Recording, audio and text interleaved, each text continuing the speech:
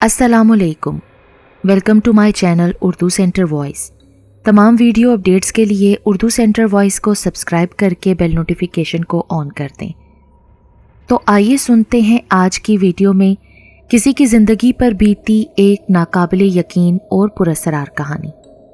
वो फटी फटी आंखों से उस सफ़ेद लिफाफे को देख रहा था जिसके अंदर मौजूद रकम जो कि क्लाइंट ने भिजवाई थी वो उसकी मुकर्रर करता एक केस की फीस से भी डबल थी। उसका दिल हैरतों में घिरा गहरा समंदर महसूस हो रहा था जिसमें गोते खाती हैरानी से पुरसोचें लहरों की तरह बह रही थीं और उन लहरों में दीवानगी थी। वो इस जनून में अपना आप कभी किसी सिमत पटक रही थीं और कभी किसी सिमत। 2 लाख! उसे ये सब एक ख्वाब लग रहा था। दिमाग हैरत की जद में सन्नाटों में आ गया था और अकल ने भी मुकम्मल खामोशी की चादर ओढ़ ली थी। अगर कम है तो बताइए। मुझे हुक्म है कि अगर आप ज़्यादा का मुतालबा करें तो आपको ज़्यादा अदा की जाए।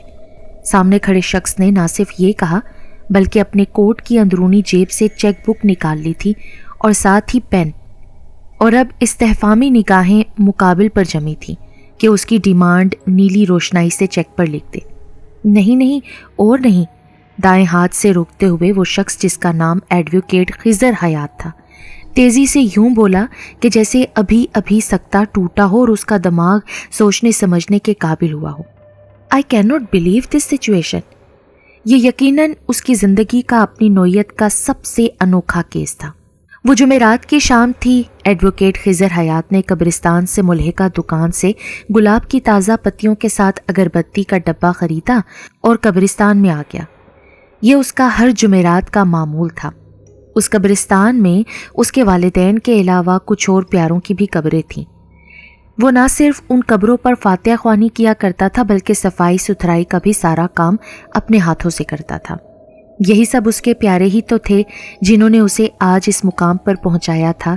वो अपने शहर का सबसे नामवर और काबिल वकील था।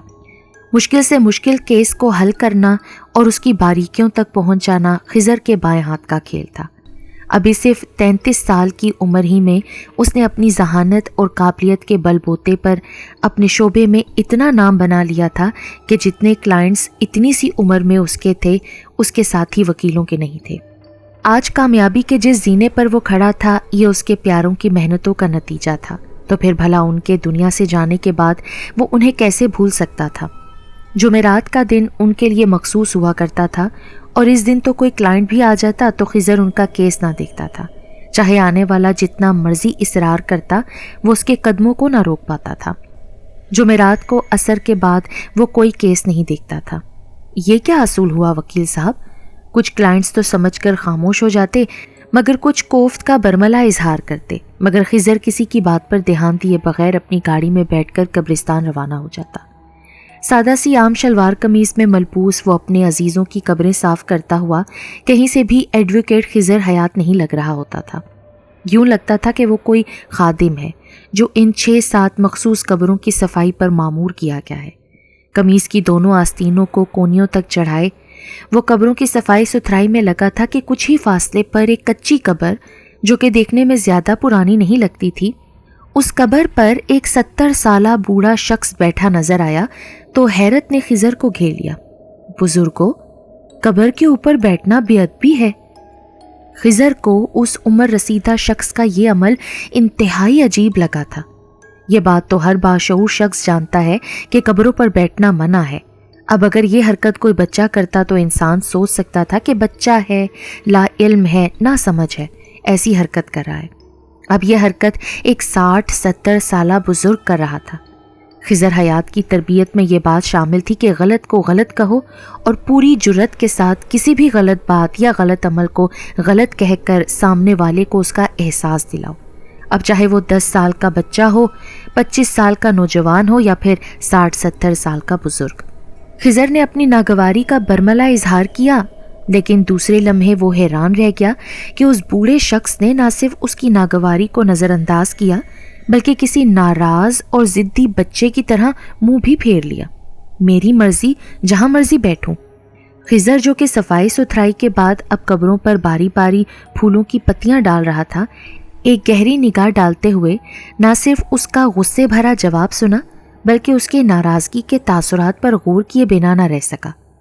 यूं महसूस हुआ था कि जैसे वो किसी से सख्त खफा हो, मगर किससे नाराज़ था उसको जानने की खिज़र को ज़रूरत ना थी। उसने सीने की जेब से सूरह यासीन निकाली और बावाज़े बुलंद पढ़ने के बाद सबके लिए दुआए मग़फ़िरत करने लगा। वापसी की राह लेने से कबल उसने आखिरी निगाह उस बूढ़े पर डाली तो वो हनूज उसी पोजीशन में कब्र पर बैठा नजर आया और चेहरे पर नाराज तासुरात रकम थे। खिज़र ने उस शाम इस मंजर को नज़रअंदाज किया और अपना काम मुकम्मल करके बाहर निकल गया। अगली जुमेरात को कब्रिस्तान आया तो उस बूढ़े शख्स को उसी कब्र के ऊपर बैठा देखा तो अब के हैरान हुए बिना ना रह सका। गुलाब के फूलों और अगरबत्ती की महक से मौतर फिजा में खिज़र ने कुछ देर पुरसकून अंदाज में उस रोज़ भी फातिहा पढ़ी, मगर इस दौरान तवज्जो भटक भटक कर उस बूढ़े शख्स की तरफ जाती रही जो कि किसी कदर ज़िद्दी अंदाज में कब्र पर यूं बैठा था कि जैसे किसी के खिलाफ धरना दे रहा हो, या फिर एहतजाज कर रहा हो, या फिर कोई कसम खा रखी हो कि मुकर्ररा वक्त तक उसी हालत में यूं ही कब्र पर बैठा रहूँगा। आज ये मंजर देखकर खिज़र को शदीद ज़हनी कोफ्त हुई। हद है ढीठपन की भाई, और वो भी इस उम्र में। फातिहा ख़्वानी के दौरान ही खिज़र ने पक्का इरादा कर लिया था कि इस बूढ़े शख्स को कायल करके ही दम लेगा और इसे हर सूरत ये बात समझा कर ही रहेगा कि यूं कब्र पर बैठना जायज़ नहीं है। आप यहाँ क्यों बैठे हैं बुजुर्गो? फारिग होते ही खिज़र उस कब्र के करीब चला गया जहाँ वो ज़िद्दी बूढ़ा बैठा था और खिज़र ने तकरीबन सटपटाते हुए अपना सवाल उसके सामने रखा था, मगर हैरान कुन बात कि उस शख्स ने खिज़र की तरफ देखने की भी ज़रूरत महसूस न की। जवाब देना तो बहुत दूर की बात है। जनाब, क्या आपको मालूम है कि कब्र पर बैठना ना सिर्फ बेअदबी है बल्कि गुनाह के ज़ुमरे में आता है। उस लम्हे खिज़र के अंदर का वकील बाहर आ गया और बहुत से दलाइल की मदद से वो तुल गया था कि उस बूढ़े को ये समझा कर ही यहाँ से हटेगा जो तकरीबन 2 जुमेरातों से यहाँ बैठा उसका खून जला रहा था, और जो उन लोगों ने किया क्या वो गुनाह नहीं? सवाल का जवाब देने के बजाय उल्टा सवाल, मतलब कि इस बूढ़े शख्स ने खिज़र की बात सुनी थी मगर जवाब देना ज़रूरी न समझा था। कौन लोग, कैसा गुनाह? खिज़र जो कि उस बूढ़े शख्स से बदलिहाजी की तवक्का कर रहा था कि वो कहेगा कि तुम्हें क्या है, मैं जहाँ मर्जी बैठूं, जाओ अपना काम करो वगैरह वगैरह, उसने किसी नए मौजू पर बात करते हुए खिज़र को ऐसा उलझाया कि चंद लम्हों के लिए खिज़र के जहन से वो बात ही निकल गई कि वो क्या बात करने यहाँ आया था और जिसके लिए उसके पास बहुत से दलाइल भी थे। बल्कि खिज़र तो हैरान सा कब्रिस्तान में चारों तरफ यूं नज़रें दौड़ाने लगा कि जैसे यहाँ किसी कोने या गोशे में कुछ लोग मौजूद हैं जो ऐसे आमाल और फ़ेल के मुर्तकिब हो रहे हैं जो कि गुनाह के ज़ुमरे में आते हैं, और उस बूढ़े शख्स का इशारा उन लोगों की तरफ है कि मेरा गुनाह तुम्हें नज़र आ रहा है तो इन लोगों का क्यों नहीं आ रहा। और उन लोगों को ढूंढते खिज़र इधर उधर देखने लगा, मगर उसे उस वक्त चंद लोगों के अलावा, जिनमें इमाम मस्जिद भी शामिल थे जो कि किसी कब्र पर मुश्तरका फातिहा पढ़ रहे थे, उनके सिवा कोई एक भी ऐसा शख्स दिखाई न दिया कि जो किसी गुनाह में मुब्तला हो। हाल बत्ता उन फातिहा ख्वानी करते 4-6 अफराद ने हैरत ज़दा सी आंखों से खिज़र की तरफ ज़रूर देखा था, और खिज़र जो कि उस बूढ़े शख्स के जवाब का मुंतज़र उस पर नज़रें जमाए खड़ा था कि पीछे से किसी ने आकर उसके कंधे पर हाथ रख दिया। बेटा, मगरिब शुरू होने वाली है, बस अब ज़्यादा देर बिला ज़रूरत यहाँ ना ठहरो। ये इमाम मस्जिद थे जिनसे अक्सर आते जाते खिज़र की सलाम दुआ हो जाया करती थी, और वो इमाम मस्जिद को मस्जिद के लिए कुछ न कुछ चंदा भी दिया करता था। इमाम साहब के कहने पर वो उस रोज़ कब्रिस्तान से निकल तो गया, मगर इस बात ने उसे शदीद हैरान किया कि इमाम साहब को खिज़र तो यहाँ बिला ज़रूरत खड़ा नज़र आया, मगर कब्र पर बैठा वो शख्स जो कि बेअदबी कब्र का मुर्तकिब हो रहा था नज़र क्यों नहीं आया कि एक लफ्ज़ भी इमाम मस्जिद ने उसे कहने की ज़रूरत महसूस ना की। खिज़र को दिल ही दिल में इस बात पर सख्त गुस्सा भी आया। ये चौथी मुसलसल जुमेरात थी जो खिज़र की आंखों ने फिर से वही मंजर देखा था। वो बूढ़ा किसी एहतजाज की तरह उसी कब्र पर बैठा था। आखिर ये कैसा एहतजाज था जिसके लिए उस कब्र को ही मुंतखब किया गया था? इस सवाल में दिलचस्पी थी और तजस्सुस भी। आखिर ये एहतजाज किन लोगों के खिलाफ था? उस शाम तो खिज़र इमाम साहब के कहने पर और अंधेरा फैलने की वजह से बात अधूरी छोड़कर जाने पर मजबूर हो गया था, मगर आज फिर से इस बूढ़े को देखकर तजस्सुस ने अंदर सर उठाया तो कोफ्त और गुस्से पर दिलचस्पी गालिब आ गई। बड़े मियाँ, آپ اس روز کچھ لوگوں کا ذکر کر رہے تھے جنہوں نے کوئی گناہ کیا تھا۔ جلدی سے فاتح خوانی سے فارغ ہوتے خضر کو اس کا تجسس قبر پر اسی احتجاجی انداز میں بیٹھے بوڑھے شخص کی طرف کھینچ لایا تھا۔ کوفت کسی حد تک آج بھی خضر کو اس کی انتہائی ڈھٹائی کے ساتھ قبر پر بیٹھے دیکھ کر ذہنی طور پر ہوئی تھی، مگر اس روز تو بس جیسے وہ دانستہ نظر انداز کر گیا تھا۔ شاید اس روز سچ میں تجسس آڑے آ گیا تھا، ورنہ قبر پر بیٹھنے والی انتہائی غلط حرکت اگر کوئی بچہ یا نوجوان اس مستقل مزاجی سے کر رہا ہوتا تو لازمی آج وہ خضر کے ہاتھوں بری طرح پٹ جاتا۔ ہاں، انہوں نے گناہ کیا تھا، بلکہ گناہ کبیرہ۔ کیسا گناہ کبیرہ؟ گرد و پیش سے بیگانہ خضر تو مارے تجسس کے اس موضوع میں ایسا کھویا کہ محسوس کرتے ہوئے بھی کہ پاس سے گزرتے 2-4 افراد اور کچھ فاصلے پر بیٹھے گورکن نے اسے عجیب و غریب نگاہوں سے یوں دیکھا تھا کہ جیسے پاگل ہونک سے شخص کو خود کلامی کا مرض ہو، جسے نارمل انسان دیکھتے ہوں اور حیرانی کا شکار ہوتے ہوں۔ تم نے کون سا ان کے خلاف مقدمہ کر دینا ہے جو میں تمہیں بتاؤں کہ وہ لوگ کون ہیں؟ پھر وہی جواب کے بجائے الٹا سوال، اور اس سوال پر خضر حیات ایڈوکیٹ کو ایسا زور کا جھٹکا لگا کہ حیرانی سے چلتا قبر پر بیٹھے اس شخص کے ذرا اور قریب آ گیا۔ آپ کو کیسے پتا کہ میں وکیل ہوں؟ خضر کی اس بوڑھے شخص سے ملاقات زندگی میں پہلی بار ہوئی تھی، کبھی وہ اس سے پہلے ملا نہ تھا، اور نہ ہی کبھی خضر قبرستان میں وکالت کے سیاہ کوٹ کی خصوصی علامت کے ساتھ آیا تھا۔ وہ تو ہمیشہ سادہ سی شلوار قمیض میں آتا تھا جیسے کہ آج آیا ہوا تھا۔ تو پھر اس معمر شخص کو کیسے معلوم ہوا کہ وہ ایڈوکیٹ ہے؟ اس کے حیرت سے بھرے سوال پر بوڑھے شخص کا وہی انداز، رخ پھیرے ہوئے یوں بیٹھا رہا کہ جیسے جواب دینا ضروری ہی نہ ہو۔ تو پھر خضر نے خود ہی فرض کرتے ہوئے اپنی حیرتوں کو خاموش کروا دیا کہ وہ اس کے کسی کلائنٹ کا جاننے والا ہوگا، اور بس اسی وجہ سے جان گیا ہے کہ یہ ایڈوکیٹ ہے۔ اچھا بتائیے کہ ان لوگوں نے کون سا ایسا گناہ کبیرہ کیا ہے جس پر کیس کرنا بنتا ہے؟ بھائی صاحب، یہاں کیوں کھڑے ہو؟ بلا وجہ، بلا ضرورت۔ اس روز امام مسجد کی مداخلت نے اور آج گورکن کی مداخلت نے ایک بار پھر خضر اور اس بوڑھے کے درمیان گفتگو کو منقطع کر دیا۔ نہ صرف یہ بلکہ گورکن خضر کو ان نظروں سے دیکھ رہا تھا کہ جیسے کھسکا ہوا دماغ خضر حیات ایڈوکیٹ کا ہو۔ اگلے پورے 3 ہفتے خضر کام کے سلسلے میں شہر سے باہر رہنے کی وجہ سے قبرستان فاتح خوانی کے لیے نہ آ سکا۔ اس لمبے وقفے اور شدید مصروفیت نے اس کے دماغ سے اس بوڑھے شخص کو بالکل نکال کر رکھ دیا تھا۔ مہینے کی آخری جمعرات تھی جب خضر قبرستان فاتح خوانی کے لیے آیا تھا۔ اس روز صبح بہت زوروں کی بارش ہوئی تھی کہ پورا شہر جیسے پانی پانی ہو گیا تھا۔ اب ایسی صورت میں مٹی کے اس شہر میں، جس کا دوسرا نام شہر خاموشہ تھا، جانا دشوار تو تھا، مگر اپنے پیارے جو کہ اب اس شہر کے مکین ہو گئے تھے، ان سے ملاقات کا اور کوئی ذریعہ اور کوئی طریقہ نہیں تھا۔ بمشکل راستہ بناتے، بلکہ 1-2 جگہ جو کہ گھڑوں جیسی تھی ان میں خضر کے پاؤں دھسنے کی وجہ سے وہ اس بری طرح لڑکھڑایا تھا کہ اگر توازن برقرار نہ رکھتا تو لازمی گر پڑتا۔ یوں ہی بچتے بچاتے وہ اپنے پیاروں کی قبروں تک پہنچا تو اس روز بھی اس شدید طوفانی موسم میں اس بوڑھے شخص کو قبر پر دھرنا دیے بیٹھے دیکھا تو پھر اسے بھولا یاد آ گیا۔ وہ قبر جس پر معمر شخص بیٹھا تھا وہ کچی قبر تھی۔ موسلادھار بارش نے جہاں قبرستان کی دوسری قبور کا حشر نشر کر دیا تھا، وہاں اس کچی قبر کا بھی برا حال کیا تھا، اور وہ بوڑھا بلکہ ضدی بوڑھا جس کے نام سے خضر تو واقف نہ تھا، انتہائی خراب حالت والی قبر پر یوں بیٹھا تھا کہ جیسے کسی خشک مقام پر بیٹھا ہو، اور انداز وہی ناراض سا، احتجاجی غصے میں بھرا ہوا سا۔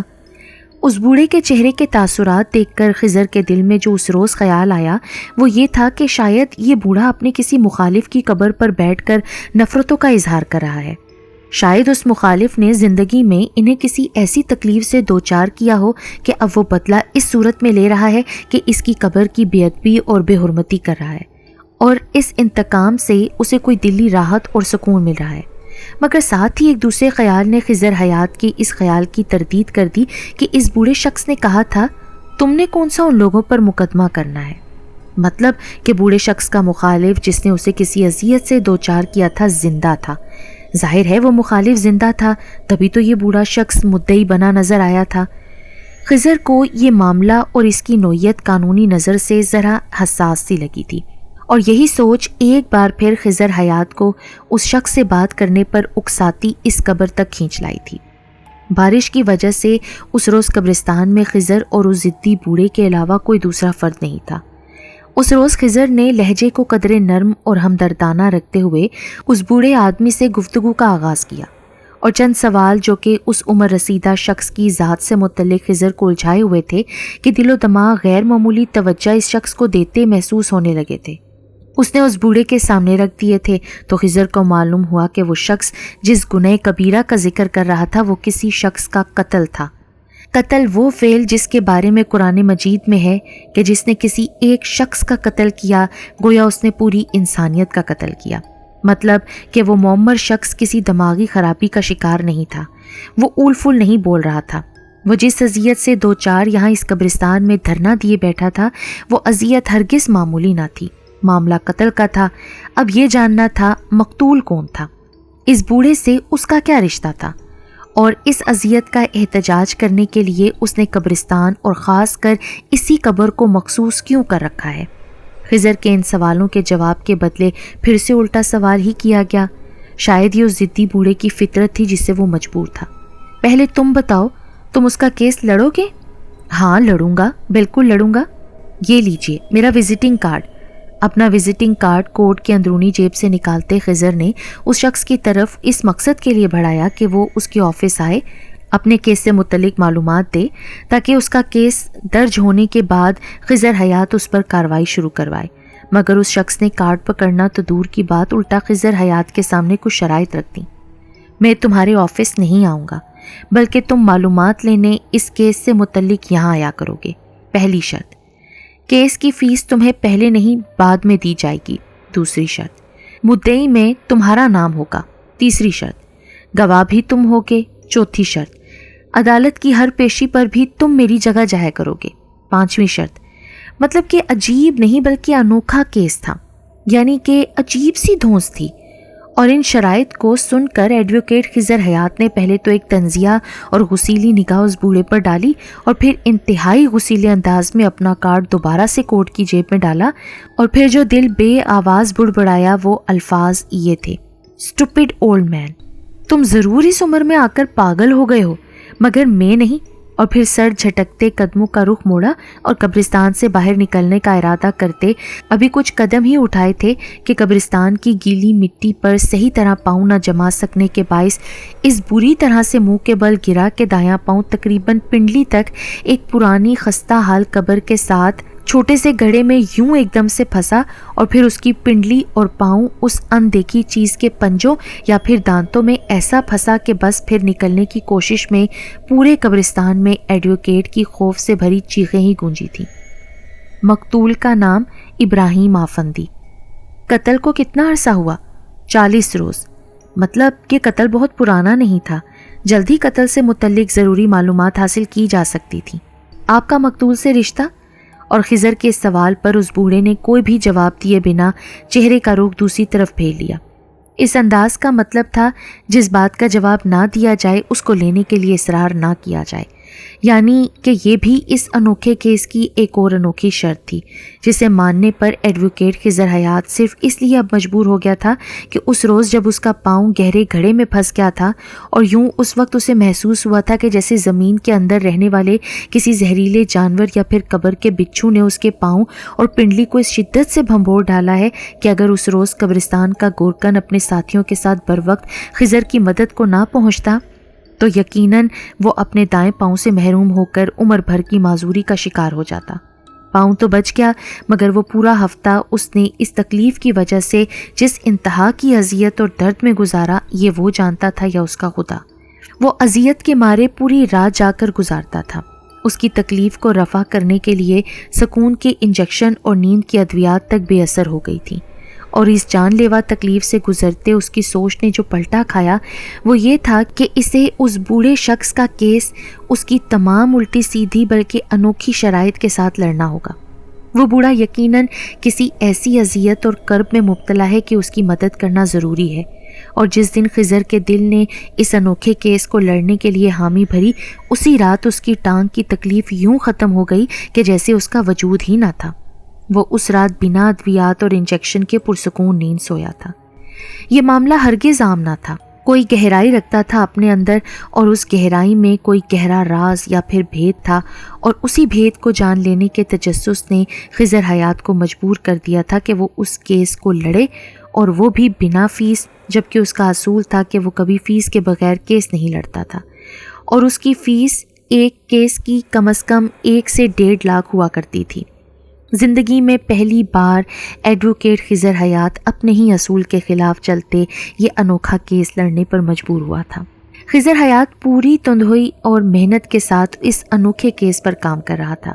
اس کیس میں کروڑ پتی آدمی ابراہیم افندی کو اس کے سگے رشتہ داروں نے قتل کیا تھا، اور قتل کے لیے کسی آلے یا اوزار کا استعمال نہیں کیا تھا، بلکہ اسے زہر کا انجیکشن لگایا گیا تھا، اور اس قتل میں ملوث تھے ابراہیم افندی کا سگا بھائی داؤد افندی، اس کے 2 بیٹے اور 1 بیٹی، اور سب کچھ ہاسپٹل کے ڈاکٹروں کے ساتھ ملی بھگت سے ہوا تھا۔ اور قتل کا مقصد ابراہیم افندی کی جائیداد پر اس لیے قبضہ کرنا تھا کہ وہ بے اولاد تھا، اس کا اپنا کوئی وارث نہ تھا، اور اس نے اپنی ساری جائیداد مرنے کے بعد وصیت میں یتیم خانے اور کسی ٹرسٹ کے نام لکھوا دی تھی، اور اسی وصیت کی وجہ سے اس کا بھائی اس کی جان کا دشمن ہو گیا تھا، اور بات قتل تک جا پہنچی تھی۔ اور اس سب میں اہم کردار ابراہیم افندی کی بھتیجی کا، جو کہ ڈاکٹر تھی، اور یہ زہریلا انجیکشن لگوانا اسی کا مشورہ تھا۔ ان سب باتوں میں کتنی صداقت تھی، اس کے لیے خضر کو 2 چیزیں درکار تھیں۔ ایک تو ایسا کوئی قریبی آدمی جو کہ ابراہیم افندی سے متعلق چھوٹی سے چھوٹی معلومات دے سکے۔ معلومات تو خضر حیات کو اس بوڑھے سے بھی کسی حد تک ملی تھیں، مگر آدھی ادھوری اور نامکمل۔ اور دوسری اہم چیز جو کہ اس کیس میں خضر کی مدد کر سکتی تھی، وہ تھی ابراہیم افندی کی قبر کشائی۔ اس کیس میں مزید اہم معلومات کے لیے بہت تلاش کے بعد ابراہیم افندی کا سیکریٹری غلام دستگیر مددگار بنا۔ غلام دستگیر نے جو معلومات خضر کو دیں، اس کے مطابق ابراہیم افندی کی موت طبی نہیں تھی، انہیں مارا گیا تھا۔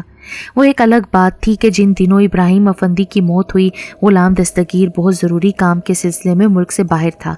اسے ابراہیم صاحب کی موت کی اچانک سے خبر ان کے سگے بھائی نے فون پر دی تھی، اور جب وہ آنن فانن واپس آیا تو حیرت انگیز بات کہ ابراہیم افندی کو سپرد خاک بھی کیا جا چکا تھا۔ کیا ابراہیم افندی بہت شدید بیمار تھے کہ یہ خضر کا غلام دستگیر سے سوال تھا۔ بیمار ضرور تھے، مگر اتنے شدید بیمار نہیں کہ بات موت پر آ کر ختم ہوتی۔ غلام دستگیر نے معلومات دی تھیں جو کہ ان رپورٹ سے، جو کہ خضر کو ہاسپٹل سے بمشکل حاصل ہوئی تھیں، بالکل مختلف تھیں۔ رپورٹس کے مطابق ابراہیم افندی کی حالت بہت شدید خراب تھی، ان کے گردے کام کرنا چھوڑ گئے تھے، ان کی موت حرکت قلب بند ہو جانے کی وجہ سے ہوئی تھی۔ یہاں آ کر کیس کچھ الجھ گیا تو خضر نے اس کو سلجھانے کے لیے جو تدبیر استعمال کی وہ ابراہیم افندی کی قبر کشائی اور لاش کا پوسٹ مارٹم تھا، جس کی اجازت عدالت نے اسے بہت مشکلات کے بعد دیں، کیونکہ اس انوکھے کیس کا گواہ ایک بھی فرد نہ تھا۔ خضر حیات نے قبر کشائی کے لیے قانونی نوٹس تو حاصل کر لیا، مگر اس معاملے میں ابراہیم افندی کے بھتیجوں اور ڈاکٹر بھتیجی نے ہر ممکن رکاوٹ ڈالنے کی کوششیں کی۔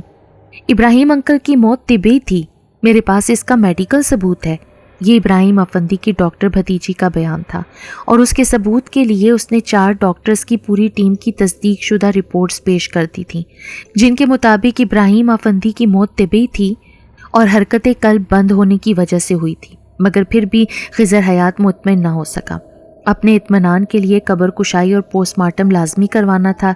ابراہیم افندی کی تدفین کہاں ہوئی، کس قبرستان میں ہوئی، اس میں مددگار غلام دستگیر بنا، تو دوسری طرف بہت سی رکاوٹیں اور دھمکیاں اسے ابراہیم کے بھتیجوں کی طرف سے ملیں۔ جب ہمیں کسی پر شک نہیں تو وکیل صاحب آپ کے پیٹ میں کس لیے قبر کشائی اور پوسٹ مارٹم کا درد اٹھا ہے؟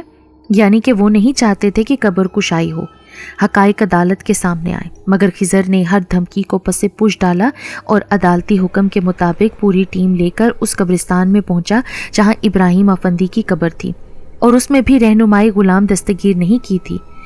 پہلا انکشاف تو یہ ہوا کہ یہ تو وہی قبرستان تھا جہاں خضر ہر جمعرات اپنے پیاروں کی قبروں پر فاتحہ خوانی کے لیے جاتا تھا، اور جہاں اس کی ملاقات اس بوڑھے سے ہوئی تھی، اسی نے خضر کو کیس لڑنے کو کہا تھا۔ اور دوسرا انکشاف یہ ہوا کہ ابراہیم افندی کی قبر تو وہی تھی جس پر وہ ضدی بوڑھا دھرنا دیے بیٹھا ہوا تھا۔ اس قبر کے کتبے پر سیاہ رنگ کی روشنائی سے لکھا دیکھ کر خضر کا دماغ الجھ سا گیا تھا۔ ابراہیم افندی، وقت مورخہ 14 جولائی 2020۔ اگر یہ قبر ابراہیم افندی کی تھی تو اس پر بیٹھا وہ بوڑھا شخص کون تھا؟ آخر کیوں وہ اس قبر پر بیٹھ کر اس کی بے حرمتی کر رہا تھا؟ ایک جگہ بے حرمتی اور دوسری جگہ ابراہیم افندی کے قتل کا مقدمہ لڑنے کے لیے اصرار بھی۔ اس کے علاوہ ایک اور بات بھی قابل غور تھی کہ آج پہلی بار وہ بوڑھا قبرستان میں نہیں تھا، وہ قبر خالی تھی، اس پر وہ احتجاجی بوڑھا موجود نہ تھا۔ قبر کشائی کا کام ٹیم نے شروع کر دیا تھا اور خضر ابھی بھی متلاشی نگاہوں سے ادھر ادھر دیکھتا اس بوڑھے کو تلاش کر رہا تھا۔ شاید آج اسے آنے میں دیر ہو گئی تھی، مگر خضر جب بھی جاتا تو بوڑھا شخص تو پہلے سے ہی موجود ہوتا تھا۔ خضر کو شدید بے چینی تھی کہ وہ بوڑھا اب تک کیوں نہیں آیا۔ وہ اسے دیکھنا اور بتانا چاہتا تھا کہ دیکھو، اپنی آنکھوں سے دیکھ لو کہ میں ابراہیم افندی کا کیس لڑ رہا ہوں، شاید کچھ دیر تک آ جائے۔ خضر نے تھک کر سوچا، یا شاید کسی کام سے کہیں گیا نہ ہو کہ آج قبرستان نہیں آ سکا۔ دونوں ہاتھ کمر کے دونوں اطراف میں رکھتے ہوئے خضر ادھر ادھر دیکھ رہا تھا کہ اگلے ہی لمحوں میں حیرت انگیز منظر نے اسے سر تا پا ہلا کر رکھ دیا کہ پورا قبرستان حتیٰ کہ ہر قبر لرزتی ہوئی محسوس ہونے لگی۔ یوں لگ رہا تھا کہ زلزلہ آ گیا ہو اور زمین ڈول رہی ہو، جبکہ حقیقت یہ تھی کہ زلزلہ نہیں آیا تھا، بس حیرتوں نے ایڈوکیٹ خضر حیات کے قدموں کو ڈولنے پر مجبور کر دیا تھا۔ دل و دماغ تو جیسے سن ہو کر رہ گئے تھے۔ وہ قبر جو کہ ابراہیم افندی کی تھی، اور ابراہیم افندی کوئی اجنبی چہرہ نہیں تھا، یہ تو وہی تھا جسے خضر نے ہر جمعرات کو دیکھا تھا، وہ ضدی اور ناراض بوڑھا جو کسی کے خلاف بلکہ اپنے قاتلوں کے خلاف دھرنا دیے بیٹھا ہوا تھا۔ وہ بوڑھا شخص ابراہیم افندی ہی تو تھا۔ تو کیا ابراہیم افندی کی روح خود ایڈوکیٹ خضر حیات سے ہم کلام ہوئی تھی؟ حیرتیں جیسے کچھ چلا اٹھی تھیں۔ خضر حیات دونوں ہاتھوں میں سر تھامے حیرت سے اس شخص کو دیکھ رہا تھا جو ابراہیم افندی کا سیکرٹری تھا۔ 4 لاکھ، یہ رقم لکھ کر اس نے چیک کاٹا اور نہایت مؤدبانہ انداز میں خضر کی طرف بڑھا دیا جو سکتے کی حالت میں تھا۔ ابھی مزید حیرتوں سے خضر کو دوچار ہونا تھا۔ کئی روز سے ابراہیم صاحب مجھے خواب میں نظر آ رہے تھے، غلام دستگیر نے حیرت میں مبتلا کرنے والی بات کی۔ وہ یہ تھی کہ ابراہیم افندی اپنے سیکرٹری کو خواب میں کئی روز سے نظر آ رہے تھے۔ وہ کہہ رہے تھے کہ خضر حیات کو منہ مانگی رقم بطور فیس ادا کی جائے۔ ایڈوکیٹ خضر نے ابراہیم افندی کا کیس لڑا۔ ابراہیم افندی کے بھائی، بھتیجوں اور بھتیجی کو سزا ہو گئی۔ ابراہیم افندی کی موت ہرگز طبیعی نہ تھی، وہ بیمار ضرور تھے، ہاسپٹل میں ایڈمٹ تھے۔ جب بھائی اور ان کی اولاد کو ہسپتال میں بھائی کی خدمت کا پابند ہونا پڑا تو انہوں نے ابراہیم افندی سے نجات حاصل کرنے کا سوچا۔ تبھی ان کی بھتیجی نے یہ مشورہ دیا کہ انہیں زہر کا انجیکشن لگا کر ان سے جان چھڑائی جا سکتی ہے۔ ابراہیم افندی کی ساری جائیداد ان کی وصیت کے مطابق کسی ٹرسٹ کے نام پر کر دی گئی، اور پھر ٹرسٹ بھی کسی اور کا نہیں تھا، ایڈوکیٹ خضر حیات کا تھا، جو کہ وکالت کے ساتھ نادار لوگوں کے لیے ٹرسٹ بھی چلا رہا تھا۔ حسب معمول جمعرات کو خضر اپنے پیاروں کی قبروں پر فاتحہ خوانی کرنے گیا۔ گلاب کی پتیاں ڈالنے کے بعد ابراہیم افندی کی قبر پر آیا تو حیرت سے اس قبر کے پاس ہی بیٹھ گیا۔